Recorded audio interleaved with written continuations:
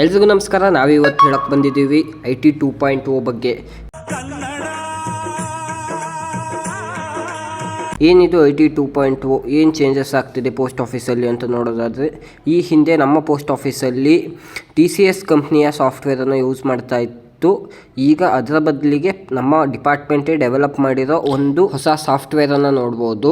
ಅದನ್ನು IT 2.0 ಅಂತ name ಮಾಡಿದ್ದಾರೆ. ಒಂದು ಹೊಸ ಸಾಫ್ಟ್ವೇರ್ನ ಡೆವಲಪ್ ಮಾಡೋದು ಅಂದರೆ ಅಷ್ಟು ಸುಲಭ ಅಲ್ಲ. ಅದರಲ್ಲೂ ಲೀಡಿಂಗ್ ಸಾಫ್ಟ್ವೇರ್ನ ಡ್ರಾಪ್ ಮಾಡಿ ನಮ್ಮದೇ ಆದ ಒಂದು ಸಾಫ್ಟ್ವೇರ್ನ ಡೆವಲಪ್ ಮಾಡಿ ಅದನ್ನು ತರಬೇಕು ಅಂದರೆ ಅದರಲ್ಲಿ ಎಷ್ಟೊಂದು ಬಗ್ಸ್ ಇರುತ್ತೆ. ಆ ಬಗ್ಸ್ ಕ್ಲಿಯರ್ ಮಾಡಿ ದೆನ್ ಅದರಲ್ಲಿ ನಾವು ಕೆಲಸ ಮಾಡಬೇಕಾಗತ್ತೆ. ಅದರಲ್ಲಿ ಯಾವುದೇ ರೀತಿ ತೊಂದರೆ ಆಗಬಾರ್ದು. ಒಂದು ಸಣ್ಣ ತೊಂದರೆ ಆದರೆ ಡಿಪಾರ್ಟ್ಮೆಂಟಿಗೆ ಲಾಸ್ ಆಗ್ಬೋದು. ಇಷ್ಟೆಲ್ಲ ಕಷ್ಟ ಇದ್ದರೂ ಒಂದು ಸಾಫ್ಟ್ವೇರ್ನ ಡೆವಲಪ್ ಮಾಡಿರೋ CEPT ಅವರಿಗೆ ಒಂದು ದೊಡ್ಡ ಥ್ಯಾಂಕ್ಸ್ ಹೇಳಲೇಬೇಕಾಗತ್ತೆ ಆ್ಯಂಡ್ ಅಪ್ರಿಷಿಯೇಷನ್ ಕೂಡ ಇರುತ್ತೆ. ಇನ್ನು ಇದರಲ್ಲಿ ಆಗಿರೋ ಚೇಂಜಸ್ನ ನೋಡೋದಾದರೆ ಕೆಲವೊಂದು ಮೇಜರ್ ಚೇಂಜಸ್ ಆಗಿದೆ. ನೀವೀಗ ಇಲ್ಲಿ ನೋಡ್ತಾ ಇರ್ಬೋದು, ಇದು ಹೋಮ್ ಸ್ಕ್ರೀನು. ಇಲ್ಲೆಲ್ಲೂ ನಿಮಗೆ ಕೌಂಟರ್ ಆಪ್ರೇಷನ್ಸಲ್ಲಿ CVS ಟ್ರಾನ್ಸಾಕ್ಷನ್ ಕಾಣ್ತಾ ಇಲ್ಲ, ಹಾಗೂ ಇನ್ಶೂರೆನ್ಸ್ ಕೂಡ ಕಾಣ್ತಾ ಇಲ್ಲ. ಸೈಡಲ್ಲಿ ಒಂದು 3 ಡಾಟ್ಸ್ ಲೈನ್ ಇದೆ. ಅಲ್ಲಿ ಹೋದರೆ ನಿಮಗೆ ಕೋರ್ ಬ್ಯಾಂಕಿಂಗ್ ಸಿಸ್ಟಮ್ ಹಾಗೂ ಪೋಸ್ಟಲ್ ಲೈಫ್ ಇನ್ಶೂರೆನ್ಸ್ ಸಿಗುತ್ತೆ. ಇದು ಒಂದು ಚೇಂಜ್ ಆಗುತ್ತೆ. ಇನ್ನು ನೆಕ್ಸ್ಟ್ ಚೇಂಜಸ್ ನೋಡೋದಾದರೆ ಬುಕ್ಕಿಂಗಲ್ಲಿ ಬಾರ್ಕೋಡ್ ಆಟೋ ಫೆಚ್ ಮಾಡ್ಕೋಬೋದು. ಬಾರ್ಕೋಡ್ ಆಟೋ ಫೆಚ್ ಆದಮೇಲೆ ನಿಮಗೆ ಥರ್ಮಲ್ ಪ್ರಿಂಟ್ರಲ್ಲಿ ಪ್ರಿಂಟ್ ತೆಗೆದಾಗ ಬಾರ್ಕೋಡ್ ಅಲ್ಲೇ ಪ್ರಿಂಟಾಗಿ ಬರುತ್ತೆ. ಇನ್ನು ನೆಕ್ಸ್ಟ್ ನೋಡೋದಾದರೆ ಪೋಸ್ಟಲ್ ಸ್ಟ್ಯಾಂಪಲ್ಲಿ ಟ್ರಾನ್ಸಾಕ್ಷನ್ ಮಾಡ್ಬೋದು. ನಾವಿನ್ಮೇಲೆ ಪಾರ್ಟಿ ಹತ್ರ ಎಷ್ಟು ರೂಪಾಯಿ ಸ್ಟ್ಯಾಂಪ್ ಇರುತ್ತೋ ಅಷ್ಟು ರೂಪಾಯಿ ಲೆಸ್ ಮಾಡಿ ನಾವಿನ್ಮೇಲೆ ಅಮೌಂಟ್ನ ಇಸ್ಕೋಬೋದು ಅಥವಾ UPI ಮಾಡಿಸ್ಕೋಬೋದು. ಅಮೌಂಟು ಇನ್ನು ಉಳಿದಿದ್ದು ಸ್ಟ್ಯಾಂಪ್ ಮುಖಾಂತರ ಅಂಟಿಸ್ಬೋದು. ಅದಾದಮೇಲೆ ಇನ್ನೊಂದು ನೋಡೋದಾದರೆ, ನಾವಿಷ್ಟು ದಿನ ಡೆಲಿವರಿ ಮಾಡ್ತಾ ಇದ್ದಿದ್ರಲ್ಲಿ ಕೇವಲ ಸೈನ್ ಬೇಸ್ಡ್ ಡೆಲಿವರಿ ಇತ್ತು. ಇನ್ಮೇಲೆ OTP ಬೇಸ್ಡ್ ಡೆಲಿವರಿ ಕೂಡ ಮಾಡ್ಬೋದು. ಅದು ಒಂದು ಆಪ್ಷನ್ ಕೊಟ್ಟಿದ್ದಾರೆ. ಇನ್ ಕೇಸ್ ಅದು ಬೇಡ ಅಂದರೆ ಮಾಮೂಲಿ ನಾವು ಹೀಗೆ ಮಾಡ್ತಾ ಇದ್ವಿ ಆ ಥರನೇ ಮಾಡ್ಬೋದು.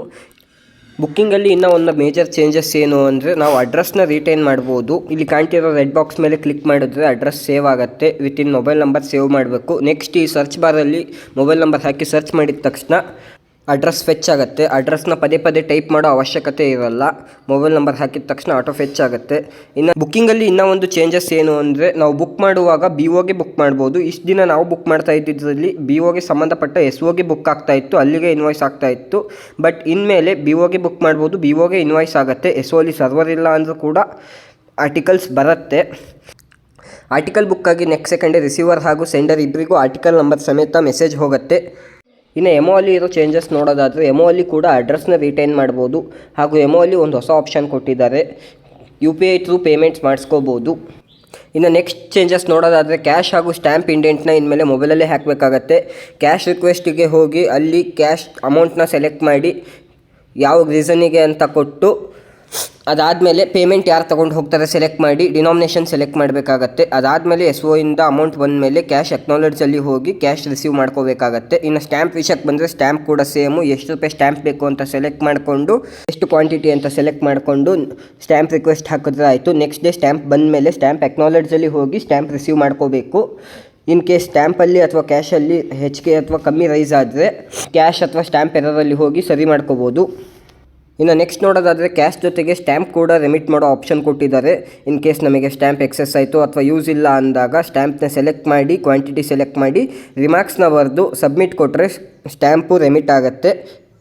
ಇನ್ನು ಕೆಲವೊಂದು ಚೇಂಜಸ್ ಇದೆ, ಅದನ್ನ ನೆಕ್ಸ್ಟ್ ವೀಡಿಯೋದಲ್ಲಿ ಹೇಳ್ತೀನಿ. ಇದೇ ರೀತಿ ಇನ್ಫಾರ್ಮೇಷನ್ಗಾಗಿ ಸಬ್ಸ್ಕ್ರೈಬ್ ಮಾಡ್ಕೊಳ್ಳಿ. Thank you.